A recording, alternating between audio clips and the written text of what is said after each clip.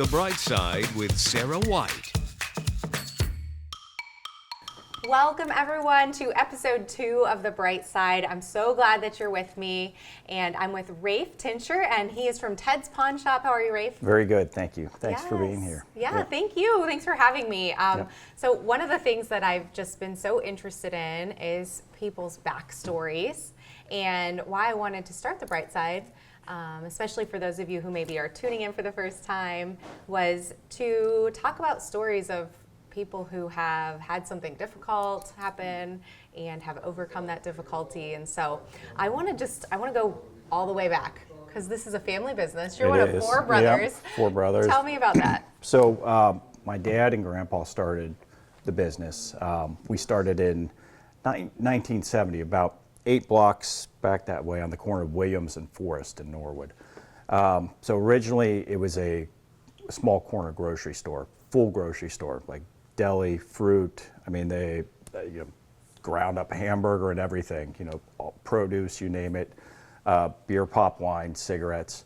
And they had 4 stores at one time. And in the middle of the 70s, they probably started adding to that, added hardware, started carrying collectible case pocket knives, then added our firearms license, and then got into the precious metal dealers business, because just like now, current times, precious metals were booming in the late 70s, early 80s. Okay. And so when they went to renew the precious metal dealer's license, at one point, and my grandpa had probably been thinking about it a little too, the guy in charge of license and stuff said, why don't you get a pawnbroker's license? Because with a pawnbroker's license, you can buy and sell gold and silver as well as loan on it, so you have that extra option. And so they did. That was 1984. Okay. And the pawn business started out real small, but it was mixed in with the groceries, so we had everything going at once. And then it just started growing and growing. And at the same time, the corner grocery business was dying.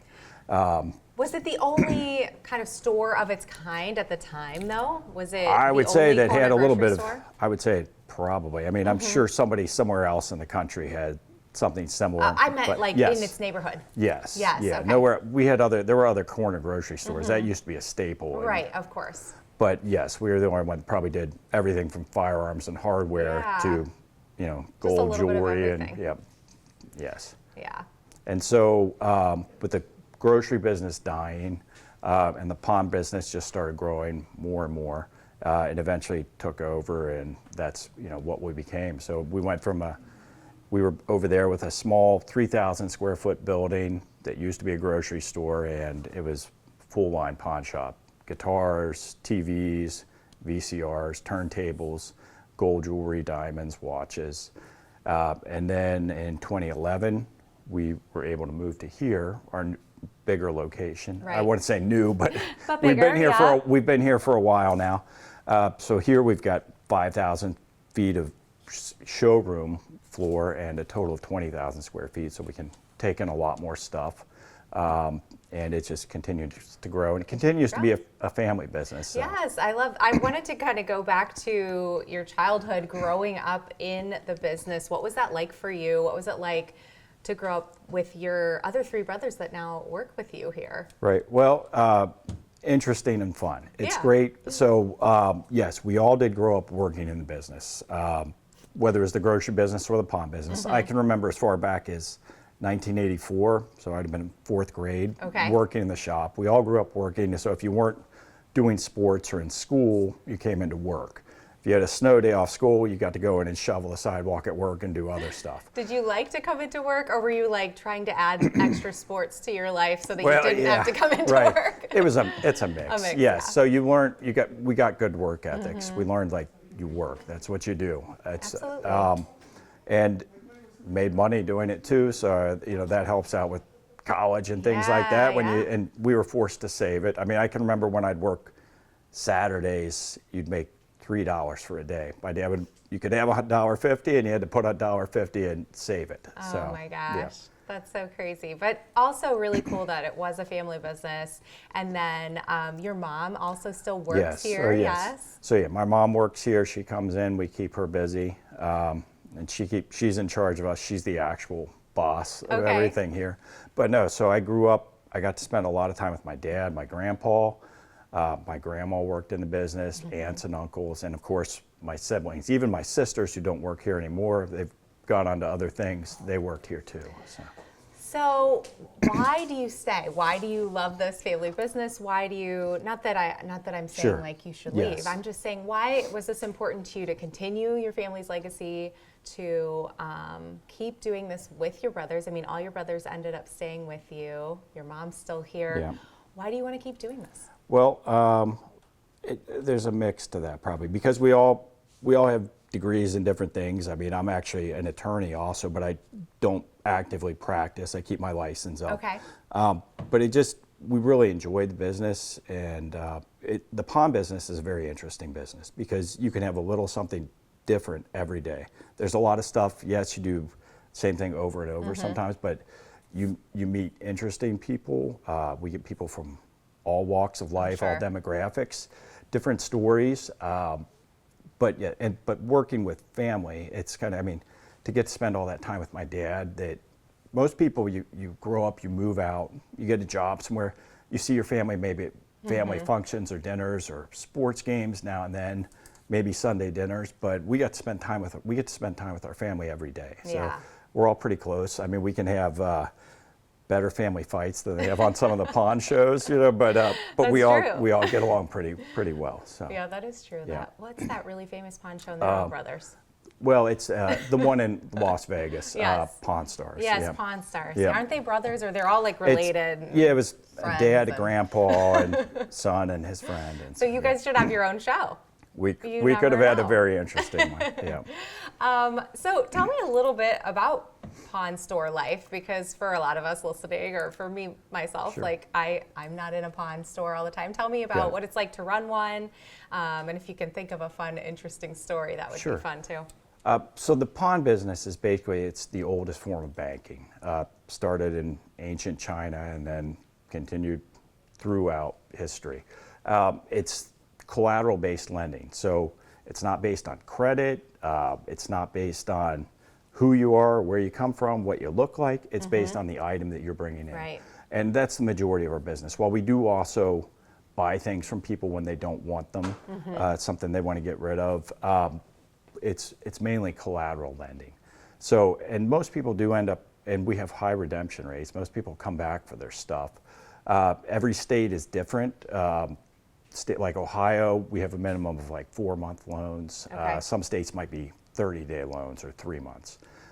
We actually give a lot longer on some of our loans that we offer to people because they want their items back. They have something, you get people coming in that are, you know, they have a financial crisis, something Right. came up, you know, doctor's bill or, you know, unexpected car repair, which can be expensive. Yeah. And they have something that they don't necessarily want to sell. They might not have the money on them right now. They might not have room on their credit card, but they've got something of value, a gold necklace, a guitar, Yeah. Pokemon collection, and they don't want to get rid of it, so Yeah. they can put it up as collateral and Okay. be able to come back for it. So. That's really interesting. I didn't know that. Yeah. So that's really Yep. cool. Can you think of kind of a fun, interesting story, or even just maybe a meaningful story of someone who's come in and you've been able to help them, or even just something fun and silly that happened? Well, we have had some interesting things over the years. We've had people that have tried to pawn we take a lot of things that are valuable, or at least we consider valuable or pawnable. But Have you live had people animals, try to pawn live something animals weird? are pets or not. Okay, so they tried to pawn a live animal. my Oh my dad, gosh. they did try to come in and bring in it was an expensive exotic bird, but Oh my gosh. we would not have been able to take care of No, that. what are you so, gonna do with yes. an expensive that exotic bird would bird? have been, but we also had a guy, and it was something he didn't really want to sell, but it was a family heirloom, and it Okay. was a promotional letter in the Civil War to one of his ancestors, and his name matched that ancestor's Wow. name, but it was signed by Abraham Lincoln. Oh and my it was gosh. a real signature, and at the time, I don't know what they're worth nowadays, but at that time, that particular type of piece was worth between like $7,000 and $10,000, and he just needed to borrow a little bit of, a few $1,000s. Didn't really want to have to sell it to get the money, Yeah. and brought it in and out a few times, but that was really neat. That So, is really cool that you yeah. got to even see that. And I I want to tell everyone else, don't try to pawn your exotic animals. No, 'cause that's really no. strange. Or your pets. If you, Right. if you Nothing run into that money requires troubles, don't bring your pets. care and feeding. Yes, that's not going to work out very But we well. do have a lot of people. It's you loan them money and they're in a bad state right then. It's not a good day when somebody has to borrow money to pay a bill or something.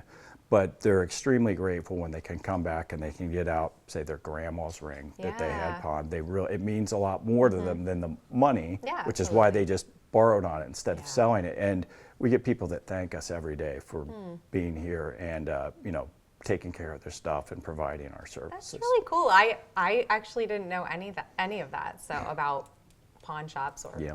the business. Well, So- when you see so interesting. the pawn shows, they usually show them buying stuff. from Right, people. someone bringing something, Which, and yes, the shop the- buying it. And yeah. that's what sometimes people confuse that. They say, I want to pawn this. So we have to ask, do you want this back or are you trying to sell it? So Yeah. just to clarify. So, Yeah, that's really interesting. Okay, so I want to go into the fact that you guys had a break-in.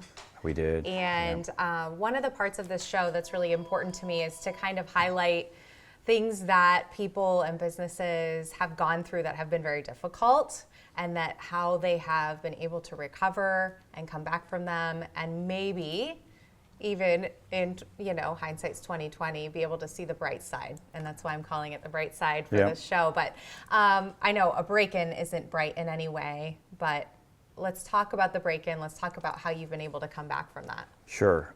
So that happened in November of 2024. We're almost a year. Yes. And it was, that was a terrible, that's a call you never want to get at 3 in the morning, because sometimes you get alarm calls and you're just aggravated that you have to wake up, but there's nothing to it, which is normally what you hope happens. But unfortunately, we had some people stole 3 cars that night, used one to wedge it into our front door, drive it through the door, do some damage. Some guys came in, smashed some counters and stole 9 of our firearms. So Oh my gosh. most of them are usually put away, but we had a few out that we had not put away that night that normally were ones we didn't move around because they were more collectible type ones. They Right. really want to scratch them up or anything or just deal with moving those. But and there was a group going around breaking in. There's probably 7 or 8 places that got hit in like a 6-month span in the greater Cincinnati area. Okay. And unfortunately, we were one of those 2 that suffered a break-in and loss. So yes, it was. That made for a really long day because it started at 3 in the morning, and then we had the ATF in. You got to do a firearms inventory, and meanwhile, our whole front door is broken out. We had to spend the first few hours cleaning up from that because my gosh, once the yeah. police leave and stuff and everything's strewn out in the street and broken glass, somebody's got to clean it up. Right. So it was us doing that, and then you're trying to conduct normal. We actually were open that day. Oh We my opened. Most places probably would have closed. We've got 2 sets of doors, so we were able to open through the other side. Yes, that was a really long day and very stressful. And then you've got to deal with the repairs and putting in Right. your insurance claims. And they probably caused between the losses and the damage, it was well over $25,000. Sure. Insurance cut. We did have insurance, which Thankfully. you pay for. Yes, you That's pay what for that for. year after year and hope you never have to use Yeah. it, but we did, and it covered some of that. But it made us rethink some of our security measures, and we've added some stuff, to make it harder to try to drive a car in and break in. That's good, But no, I on guess, the yes. bright side of things, I mean, we had a lot of customers coming in, and they still do up till today, that can't believe that happened to us, and it's really upsetting to them. Yeah. And they're just really grateful we're here. And we have recovered from it, and we didn't have to shut down, which was pretty Yeah. amazing. So the and community kept going. support Yep, was good, it customer was. support. Well, we were very fortunate. Our business neighbors right across the street, Erlanger Hardware Company, one of their guys happened to be in on that Saturday, and they do like doors and entryways and different other things, and they were able to help us board up the front part that had been damaged. that's great. And yes, it was just amazing. So, Yeah, so yeah. really good for the community was able to kind of rally around you, or at least Yeah, we had your neighbors here that and your our, customers. all our and- pond customers, yes, Yeah. they were very grateful that we're still here and operating. Couldn't believe that it happened. We're very upset with it, but yes. So Yeah. yep. So what do you hope for the future of Ted's Pond? Let's think out, 5, 10, 20 years. What do you hope for the future? Well, just that we continue to grow, find different things to, expand our business. That's one of the main challenges of the pond industry. People's tastes change, Right. technology changes, things that are valuable change. Like years ago, postage stamps, fine china, yeah. crystal used to be good things, but people don't collect or buy those anymore. Right, okay. So now, we've moved on. We do pre-owned luxury handbags, Louis Vuitton, Gucci, that sort of thing, and we do. And that sells. It does, and lots of Pokemon cards. So Right. that's really bigger than it's ever been, and that's a worldwide market. And for us, it's been a real boom. So. Right, and that makes sense. So you have to keep up with the times, Yes. Find what people are wanting to buy. And I'm Correct. sure some things stay somewhat the same. Sure, Jewelry, you're always going to have jewelry, guitars. guitars. That's a pawn shop staple right Yes. there. Yeah, people are always going to buy that. What do you want people to know about you here in the community? That we really take great pride in what we do. We consider ourselves professionals. We try to conduct ourselves as such, and we try to treat people, the way they want to be treated. Yeah. It's important. especially with the loaning aspect of it, because people have their valuable items that mean a lot to them. They want to be able to get them back.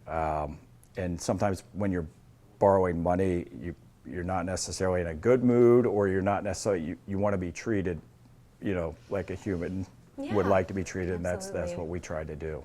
Okay. So, and that's why we've endured and been around so long. I think we have customers where we're on like probably 4th and 5th generations now of families that know Ted's. They all call us Ted. My dad and grandpa none of us are actually named Ted, but that was the name of the grocery store, and so Okay. people would call my dad and grandpa Ted, and now Oh they my gosh. call So they where call did the us name even Ted. come from?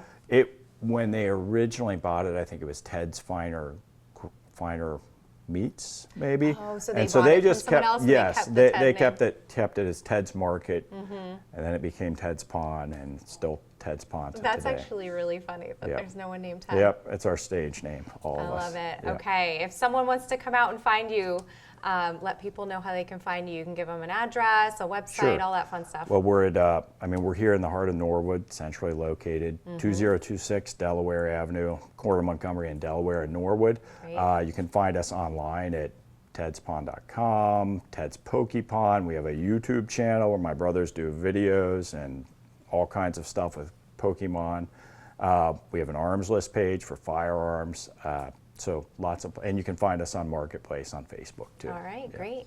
Well, thank you, Ray. You're welcome, Sarah. Thank Appreciated you. having you today and just telling a little bit of your story. And I'm sorry you had to go through that break-in, but Yeah. I'm so glad that the community rallied around you and you were able to see the bright side, Yep. even though the break-in isn't the Well, bright just- side, right? No, not at all. But in business, as you go through, especially if you've been in a business, you're going to have ups and downs, and there's always going to be obstacles.